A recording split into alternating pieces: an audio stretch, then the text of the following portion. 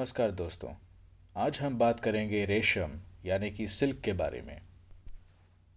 रेशम से काफ़ी सारी चीज़ें बनती हैं, जैसे कि sari, dresses, shirts, office tie, घर के पर्दे, ज़मीन की कारपेट, पलंग की चादर और बाकी चीज़ें बनाने के लिए रेशम का उपयोग किया जाता है। रेशम के धागे हमारे लिए सिर्फ उपयोग का साधन बन चुके हैं, मगर एक जीव जंतु जिन्हें सिल्कवर्म्स कहते हैं, उनके लिए इन धागों का अलग ही महत्व है। इनका जीवन अंडे के रूप से शुरू होता है। स्त्री सिल्क मॉथ शहतूत के पत्तों पर, जिन्हें मलबरी के पत्ते भी कहा जाता है, उन पर अंडों को बिछाती हैं। अंडों से निकलकर वह कीड़ों का रूप लेते हैं, तभी उन्हें लार्वे भी कहा जाता है। शुरुआत में वो बहुत ही छोटे होते हैं, फिर धीरे धीरे उनका आकार बढ़ता है।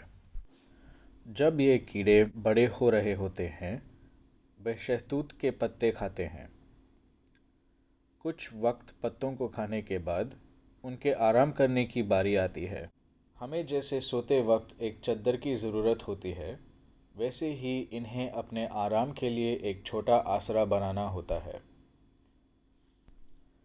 ये कीड़े एक चिपचिपा सा तूख जैसी चीज़ बनाते हैं।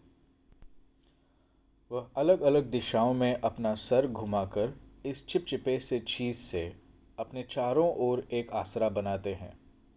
इसे कोकून कहते हैं। इस वक्त उनके आसरे के अंदर उनके शरीर में बदलाव होते रहते हैं, जिससे कि वह सारे अडल्ट यानी कि वयस्क मॉथ बन सके। कोकून में कुछ देर रहने के बाद वे मॉथ बन चुके होते हैं और कोकून से बाहर निकलकर अपनी सफ़र पर निकल पड़ते हैं। तो ऐसी है उनकी जीवन कथा। दोस्तों, अब जानते हैं दूसरे कुछ राज। सेरीकल्चर ऐसा एक तकनीक है जिसमें काफ़ी सारे कीड़ों को पैदा किया जाता है, जिससे कि उनके बनाए गए कोकून में हमें लाभ हो। आम तौर पर बॉम्बिक्स मोरी, यह सिल्क मॉथ का इस्तेमाल किया जाता है। बॉम्बिक्स मोरी पैदा किए जाते हैं, पर यह सारे उड़ नहीं पाते। पुरुष और स्त्री मॉथ का संभोग होता है, फिर स्त्री मॉथ अंडे देती हैं। दोस्तों, अंडे देने के बाद स्त्री मॉथ जीवित नहीं रहती। ये मॉथ्स कोकून से निकलने के बाद तकरीबन सिर्फ एक हफ्ते तक जीवित रहते हैं। अंडों से जब कीड़े निकलते हैं, इन कीड़ों को शहतूत के पत्तों से भरे ट्रेस पर रखते हैं।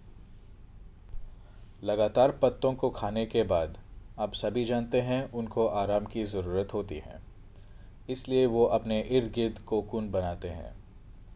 इसी आसरे के अंदर उनका शारीरिक बदलाव होता है, जिससे कि वह मॉथ बन पाए।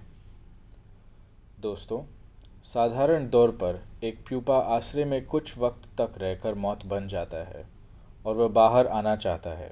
बाहर आने के लिए वह अपने कोकून को चबाता है। इसे क्या होगा कि ज़्यादा रेशम इकट्ठा नहीं हो पाता है। यहीं पर बात बदलती है दोस्तों।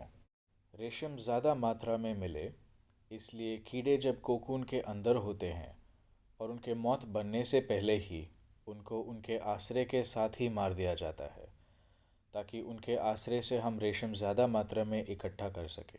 कीड़ों को उनके कोकून के साथ उबलते हुए पानी में डाला जाता है। इसी गर्माहट से धागे आसानी से निकलते हैं। इस धरती पर जितने भी प्राणी हैं, हमको भी मिलाकर सबका अपना अपना महत्व है। छोटे कीड़ों से लेकर विशाल हाथी तक हर किसी को जीने का अधिकार है, भले ही वो एक कीड़ा क्यों ना हो। और हाँ दोस्तों, हमेशा हमें ज़रूरत के अनुसार ही खरीदारी करनी चाहिए। हमें चीज़ों का पुनः प्रयोग यानी रीयूज़ करना चाहिए और चीज़ों को बांटते रहना चाहिए, ताकि इस धरती के संसाधनों यानी कि रिसोर्सेज का अधिक उपयोग ना हो।